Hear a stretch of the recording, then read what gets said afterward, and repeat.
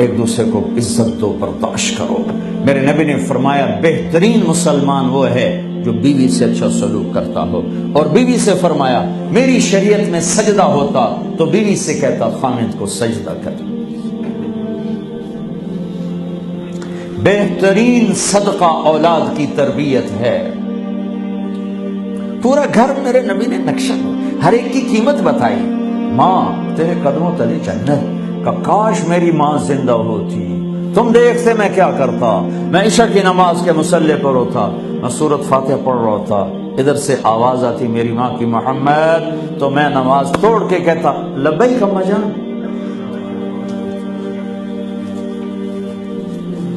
باپ کا تیرے جنت کا دروازہ ہے، باپ تیری جنت کا دروازہ ہے، کھولنا توڑنا نہیں، کھولنا توڑنا نہیں، توڑ دیا تو جنت میں نہ جا سکو گے۔ سب سے بہترین مسلمان جو بیوی سے اچھا سلوک کرے، سب سے بہترین عورت جو اپنے خامند کی منشا کو دیکھے۔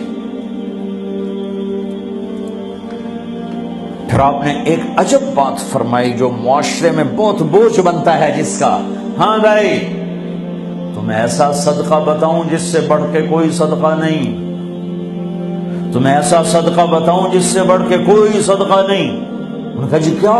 کہا الابنۃ المردودہ، جس کی بیٹی کو طلاق ہو گئی یا بیوہ ہو گئی اور گھر واپس آ گئی ماں باپ کے، یا ماں باپ نہیں ہے تو بھائی ہیں، وہ ایک بوجھ بنتی ہے ماں باپ پر بھی، اور بھائی تو ویسے ہی باغی ہو جاتے ہیں۔ میرے نبی نے فرمایا اس بچی پہ خرچ کرنا کائنات کا سب سے افضل صدقہ ہے۔ گھر، ایک گھر کیسے چلتا ہے؟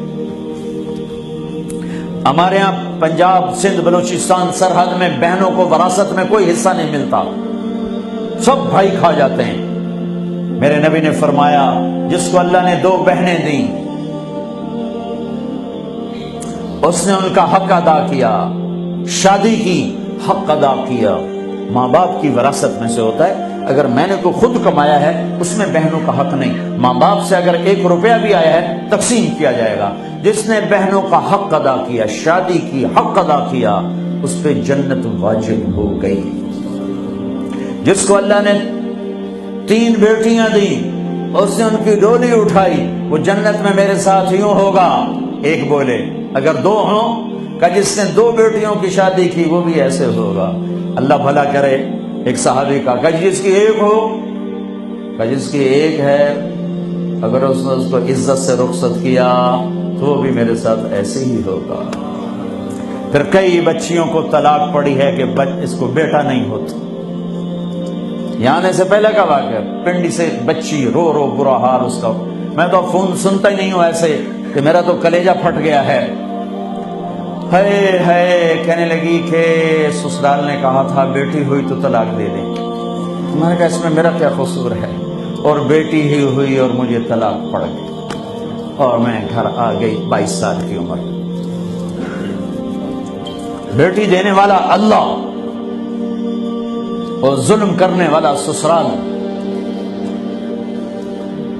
میرے نبی کو اللہ نے بیٹے دے کے اٹھا لیے، قاسم اٹھا لیے، عبداللہ اٹھا لیے، ابراہیم اٹھا لیے، 4 بیٹیاں دی، 3 زندگی میں اٹھا لی، زینب، ام کلثوم، رقیہ، تینوں آنکھوں کے سامنے چلی گئیں۔ فاطمہ سے نسل چلی، آپ نے فرمایا لوگوں کی نسل بیٹے سے چلتی ہے، میری نسل میری بیٹی فاطمہ سے چلی۔ اس لعنت کو دھویا۔ عورت کا کیا قصور ہے اگر اس بیچاری کو بچیاں ہو رہی؟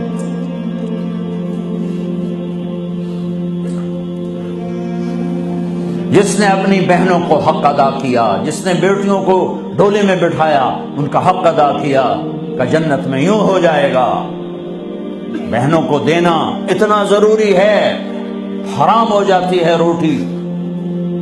میں نے مولانا جمشید صاحب میرے استاد ہیں، میں نے ان سے تفسیر پڑھی۔ میں ایک دن شہد کی بوتل لے کر گیا، پرانی بات ہے 76-77۔ میں نے کہا حضرت یہ ہدیہ ہے۔ فرمایا کہاں سے لائے ہو؟ کہ میرے اپنے باپ ہے۔ فرمایا تیرے باپ نے اپنی بہنوں کو، تیرے باپ نے اپنی بہن یعنی میری پھوپھیوں کو، تیرے باپ نے اپنی بہنوں کو زمین میں سے حصہ دیا تھا؟